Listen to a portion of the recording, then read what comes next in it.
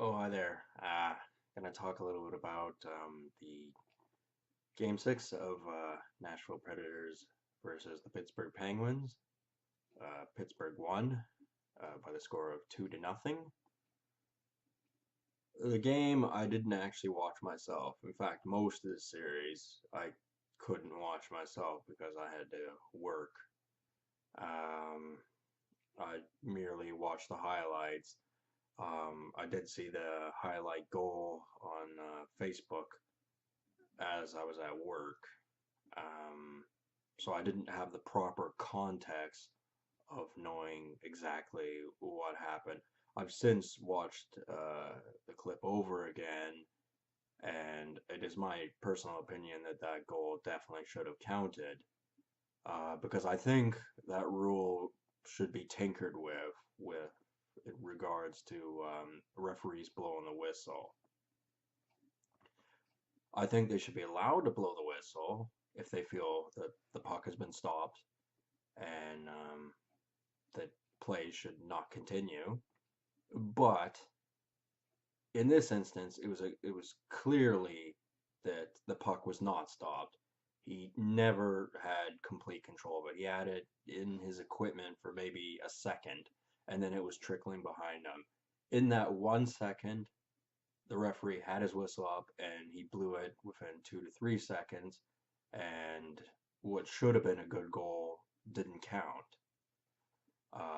I think in hindsight, when a, when a play like that happens, I think the whistle shouldn't be judge, jury, and executioner.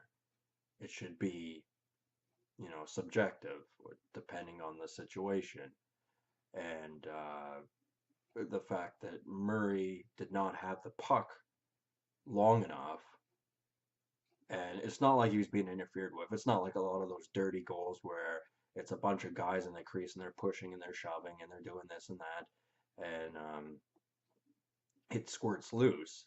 That's not what happened. The puck was fired at him, and he didn't have control of it. I'm not gonna say that Nashville would have won had that goal counted, but it sure would have counted for a lot. I was rooting for Nashville this entire series, uh, and throughout most of the playoffs. I mean, there were other teams I wanted to win, like Edmonton, obviously, but I was rooting for the underdog. I knew that the odds were stacked against them.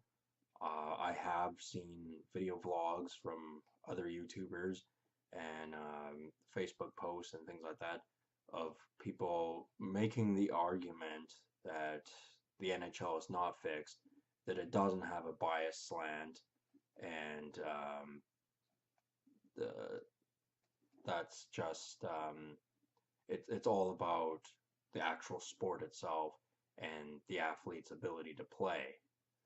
Well, I disagree with that. Sidney Crosby uh, is a prime example. A lot of people talk of him with very high regard, and he has won a lot of trophies. He is a talented player. He is very athletically gifted, and he has been throughout his entire hockey career. There's no doubt about that. But he has got a lot of money behind him. And some people argue that seeing is believing, but truth is not always appearance. So the game, from what I saw, it did look mostly legitimate. And when they say some of the players were battling injuries and things like that, I kind of believe them. I don't know if they're exaggerating them or not, but the thing is, everyone has been saying how great Sidney Crosby is since he joined the league. He's won the Cup 3 times, in 2009, 2016, 2017. I honestly don't think he was that big a factor in the series against Nashville. I don't think he had that great Stanley Cup playoffs performance as a total. I thought there were better players on Pittsburgh. Um, However, the league designated the Conn Smythe winner to be Sidney Crosby. That guy has enough awards as it is. He could retire tomorrow and his career complete success. And it isn't fair because there are at least 100 players in the various leagues around the world that are as good as him. And I guarantee you there's a handful of players that are better than him. Um, I have no idea what goes on behind the scenes and how they go about deciding um, what players get propped up and helped along their way. Uh, but I know the system isn't fair. I know that you can try your best, do everything right, and you will still fail. Not because you're not the best, but because the system is rigged. And Sidney Crosby, um, I saw his gold medal goal, and you know it was a pretty standard goal. Ryan Miller should have had it, but it was so like ecstatic. It was like everyone was going, "This is history. This is that. This is this. This is the most amazing thing ever." And it was just like, no, not really. There's probably about I don't know uh, hundreds of players in the NHL that could have scored that goal had they been in Sidney Crosby's position. And he's always had this aura about him, this cult of personality that he's the best player in the world. Um, and people keep saying it over and over again. And I've seen many times uh, examples where he's just mediocre. Uh, sure, uh, he's he's more known for assists than getting goals. Although in the last couple of years he's been rallying up the goals, but before he was more about the playmaking. And I noticed that a lot of those goals are like tic-tac-toe goals. They do look scripted, and the NHL does look fake in that way. It looks like this is a decided play that they're going to have prior to the game or even just prior to the period. And it makes for, a show because that is what the NHL is about. It's about entertainment, it's about making money. And anything that has entertainment, making money, cult of personality, which would be circled around individual players, um, there's corruption. Absolutely no doubt about it. I mean, people argue, well, how can you fake a game like that with so many moving parts and in different directions from all different sources? Like, it's not just the players, it's the coaches, it's the league, it's the scouts, it's the people who put money into it. It's all these different sources, and it all branches out. So how can you keep all that under wraps? How can it be done? Uh, it's very simple. You discriminate uh, to the maximum ability. Basically, uh, someone has one hair on the back of their neck that the NHL doesn't like, they're gone. And I'm just talking about, the low levels, the nobodies. Um, and that could be the fans, people who put money in. I mean, I don't know the exact mechanics of how the NHL works. I'm not going to pretend I do. But there are a lot of players who have entered the league who obviously do not have the aura of excellence that Sidney Crosby has that just disappear into the wind. They become unknowns, and it's it's one of these things that that you can't brush away. You can't go, well, they weren't talented, or nobody cares about their story, or they gone done something wrong, and that was it.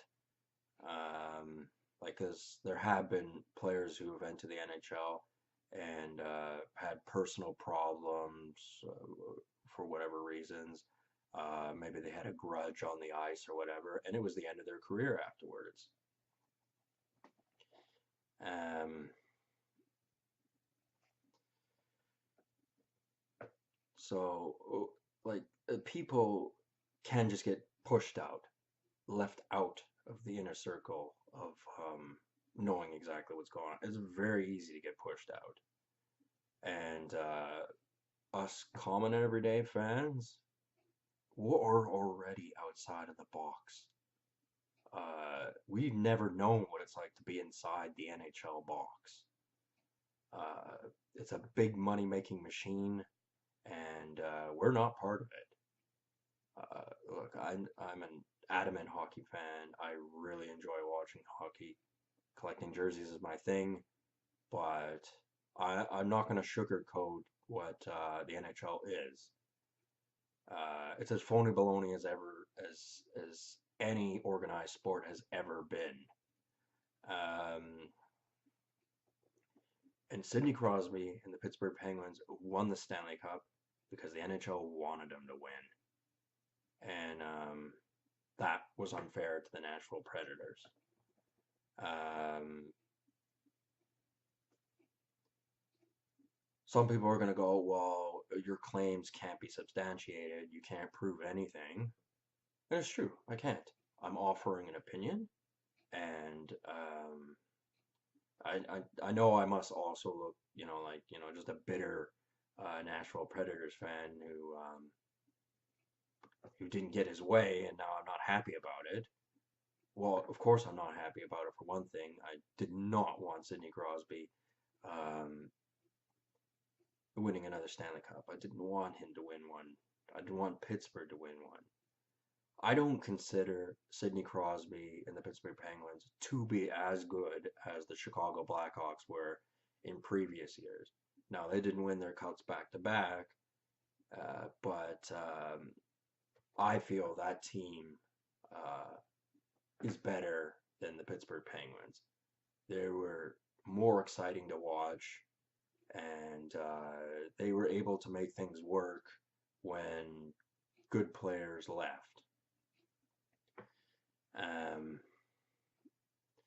Those good players, Brandon Saad to be exact, and now Marcus Kruger and a few others, have not done so well in other hockey cities that they've been traded to. Brian Campbell is another example. But still, on that particular team, the chemistry was right, and when they won the Stanley Cup, Chicago Blackhawks were the best hockey team. As of right now, as much as I don't like to say it, yes, the Pittsburgh Penguins won the Stanley Cup, and therefore they are the best NHL team right now. I think they're going to have trouble holding their team together, obviously, in the offseason. Vegas is most certainly going to go after somebody. That there's no doubt about. I don't know if they'll actually get him or not, but they're most certainly going to go for it. I'm already not a fan of the Vegas Knights, to be honest with you. I don't like their name. I don't like anything about them. I don't like the fact they're going to be snatching players. I mean, Nashville sort of did the same thing when they came into the league, but it's not quite the same thing.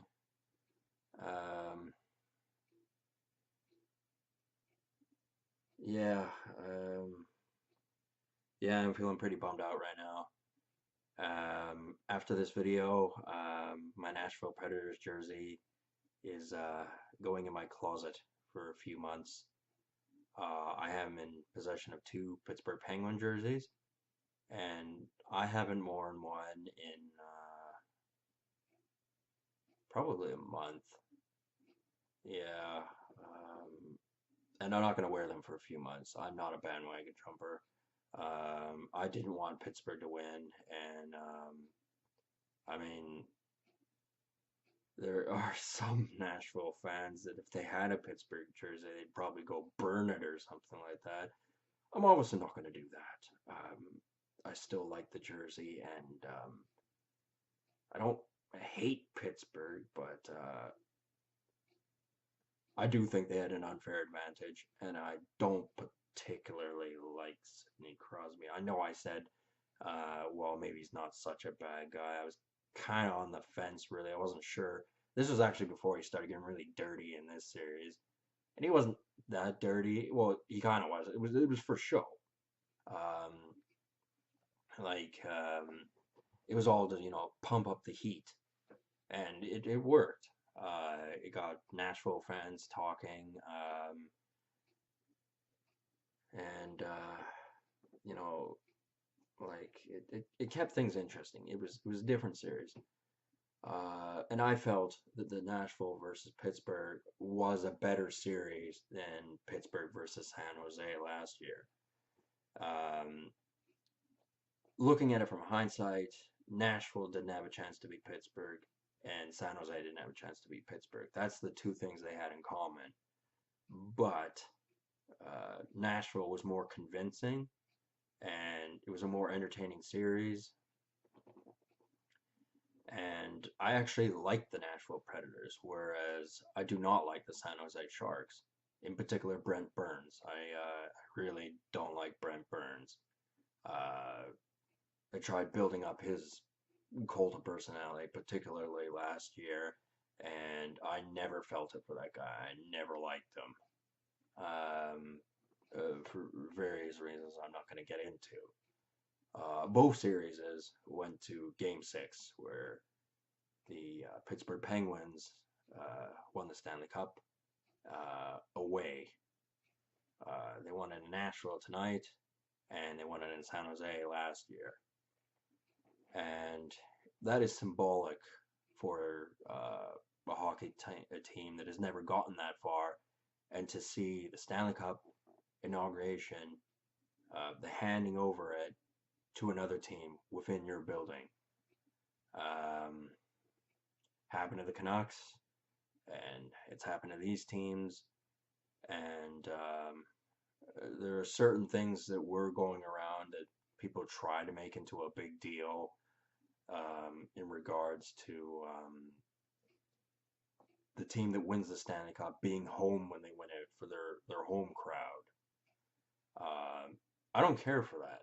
If a team wins the Stanley Cup, uh, the Vancouver Canucks included, and they win it away or home, it doesn't make any difference. They won the prize. These people go, oh, they should win in front of their hometown and this that. No, that's called getting a big cake and insisting there's a cherry on the top. You can live without the damn cherry. Um, this isn't Cinderella or some other Disney story where it's got to be written in a certain way. It shouldn't be anyway, although arguably it has been. Like, yeah, this whole Sidney Crosby thing being the best in the world, blah blah blah blah. It's like it's nauseating. Like I've listened to Pittsburgh fans, mostly on the internet, and they are intolerable. But then again, I guess you could say that about any fan base. There will always be fans that don't like a team. Uh, Sometimes rivalries are a bit different. It's not like Philadelphia versus Pittsburgh. Oh, they really hate each other. I'm not even going to get into that. Boston fans hate Vancouver. A lot of teams hate Vancouver for various reasons. Things happen over the years. Anyway, uh, yeah, really blows that Nashville lost. I kind of saw it coming. I was hoping it was going to get to Game 7, but it didn't pan out. Um, uh, if I knew what I knew now when this series started, I still would have worn the Nashville jersey. the entire time. This is the only jersey I've been wearing since the series started, and that wouldn't change even if I knew 100% the Pittsburgh Penguins were going to win the Stanley Cup. Like if I had a time machine and I went back through time and I told myself, look, they're going to win, and you're going to have people, like going, oh, Nashville lost, they suck, all this, hooting at you and all that. Actually, surprisingly, that didn't happen. Not once. I bet if I continue to wear the jersey, that would probably happen. But as I said, the jersey's going in the closet, so yeah, that's just one of the sad things. It's a good jersey. Uh, the weird thing is I actually ran into someone. I haven't seen anybody wear a Nashville Predators jersey around here, but I ran into someone wearing a Subban jersey the same as mine, and I thought he copied me. I can't prove it, but I think he copied me. I did it first. I mean, I'm not going to explain why I think that, but definitely, yeah.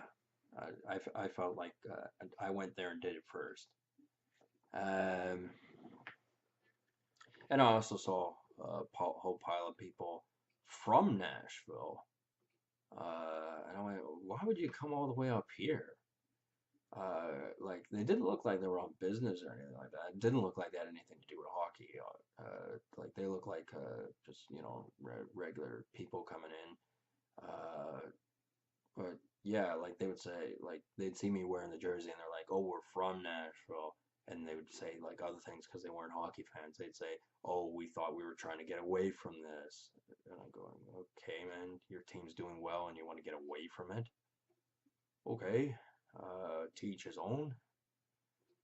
But I just, I looked at it and went, why would they want to come up here? I mean, the thing about Nashville is I wouldn't mind going there, but there ain't really that much around Nashville that's really worth going to. I might spend a few nights in Nashville or something like that, I guess, at some point in the future. Obviously, there are a lot of other places I'd rather go to first. And I mean, if I were from Nashville, I wouldn't want to come to Vancouver. I mean, I live in Vancouver, but it's not someplace I'd want a vacation to. Other than the scenery, the mountains, the ocean, it's got nothing going for it. Nothing of architectural importance. No places to hang out. It's pretty run of the mill city. It's not a poor city. It's just doesn't really have a lot going on for it that's particularly unique.